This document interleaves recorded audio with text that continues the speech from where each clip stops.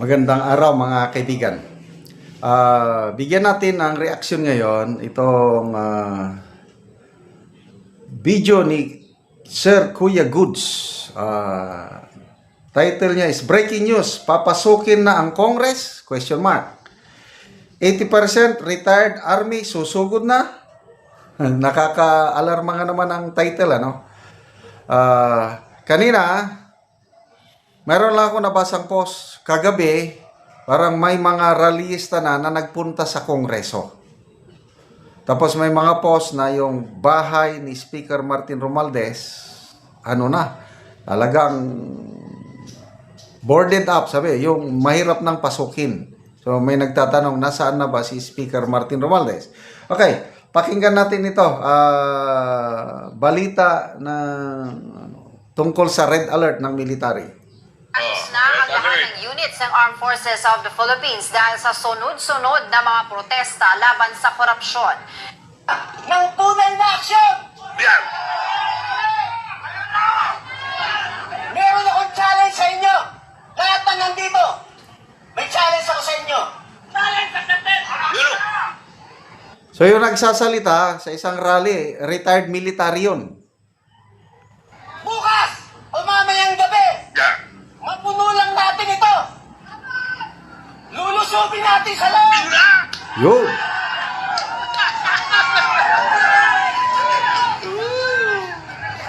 Oh, marami tayo!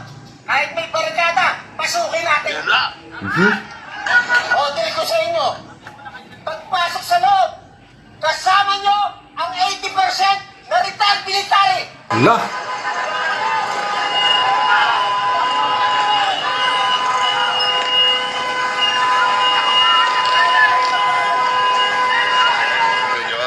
Kita nyo, Bila. Opo, kamatis. Nakatikim ng kamatis yung harap, yung logo ng ng Senate. O yun, Senate pala. Noong una, akala ko ang paglabo ng mata ay dahil lang sa... Okay, nakakabahala po ang kalagayan ng ating bansa ngayon.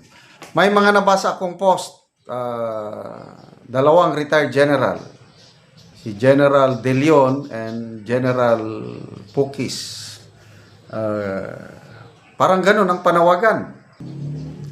Ito, ang statement ni retired Major General Romeo Pukis. Walang pagbabago kung walang sakripisyo. Kung araw at ulan lang ay ayaw na, deserve natin ang magdusa. Tara na at magsama. Meaning,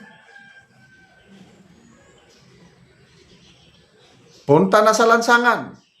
Magsama-sama magprotesta. Yun ang pagkakaintindi ko. Ganon din, may post si General Orlando De Leon. Ganon nga. Magsama-sama magprotesta. So ano bang mangyayari? Ako, okay lang ko sa protest. Huwag lang yung gayahin yung Nepal and Indonesia. That will not be good for our country. Hindi ganon ang kultura nating mga Pilipino. Okay? So, sabi ni Congressman Barsaga, may mga several congressmen, hindi niya pinangalanan, lumipad na daw palabas ng bansa. Kasi natatakot sila sa mga kilos protesta, lalo na itong September 21. Okay, nasaan ngayon si Speaker Romualdez? Yan, tinatanong ng iba. So ito, post ni AB Hugalbot. Hello, Tambi. Where are you now? Here na us. Nandito na kami, yung mga realista. Isinare niya ang post ni Dr. Lorraine Badoy. Sabi ni Dr. Badoy, according to an impeccable source who trusted me with this information, Martin Romualdez house gate along McKinley Road near Itza is all boarded up. Height extended and number taken out. May pinakitang litrato yung gate is talagang tinaasan na, yung hindi basta-basta madaling mapasok. What are you afraid of, Tambi? Are you now afraid of the Filipino people whom you stole mightily from? Do you know now? Do you now know you are not untouchable? Do you know now that the power you thought was yours forever, the power you used to abuse the Filipino people with, is really ours? And we are not getting it back from you. You magnanakaw. Board up your gate, we will find you.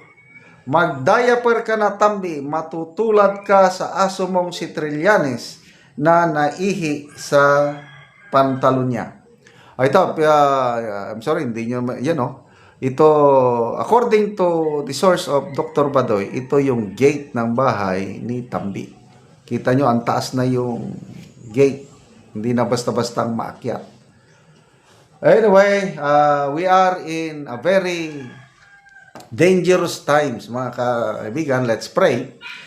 Ano bang petsa ngayon? 16. I think bukas, 17, 18, 19, may transport strike. Dalawang big transport groups. Manibela, I think Piston yung isa. Mag-strike sila. Walang biyahe sa mga members nila to protest itong talamak na corruption na nangyayari sa ating bansa. Then, after that, yung September 21 na rally, tawag nila at trillion peso march. Lalahukan ng madaming tao. Yung nabasa ko sa listahan, pangunguluhan 3 bishops ang sasama, Bishop Bagapuro, Bishop Gaa, Bishop Tindero, sasamahan ng mga retired AFP, PNP, and Coast Guard generals. General AFP Chief Staff, dating AFP Chief Staff Generoso Senga, Admiral Danilo Abinoha ng Coast Guard, and then Police Lieutenant General. Basta, maraming sasama. So, I don't know kung tama yung percentage. Sinabi kanina na 80% mga retired sasama. Well, ang mga retired, hindi bawal magprotesta. Huwag lang yung active. So, God save our country. Sana hindi mangyari sa atin ang Nepal and Indonesian experience. God save the Philippines. Kaya salamat mga kaibigan sa inyong pagsubaybay sa ating channel. Nakakatulong kayo ng malaki sa tribong Talandig ng Bukidnon dahil ang income natin sa channel na ito is pantulong natin sa tribo. Namimigay tayo ng libreng yero at pako para makapagpatayo sila ng maayos na tahanan. Panoorin nyo ang video na ito. Ano pwede naman ang guide sa tampo doon?